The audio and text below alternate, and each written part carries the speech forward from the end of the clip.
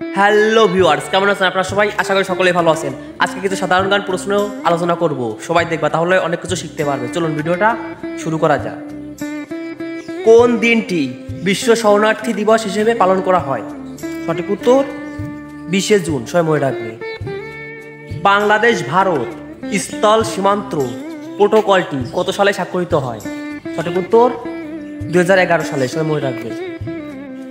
Aleppo শহরটি কোন দেশে অবস্থিত? সঠিক উত্তর সিরিয়া। সবাই মনে রাখবে। বিশ্ব উন্নয়ন উদ্যোক্তা এর প্রস্তাবক হচ্ছে চীন। সবাই মনে রাখবে। বাংলাদেশ কত সালে আন্তর্জাতিক শ্রম সংস্থা লাভ করে? সঠিক উত্তর 1972 সালে। বাংলাদেশ অভিবাসীর সর্বাধিক শ্রমিক গন্তব্যস্থল? সঠিক উত্তর সৌদি আরব। সবাই মনে রাখবে। হিলি স্থল বন্দরটি বাংলাদেশের কোথায় অবস্থিত?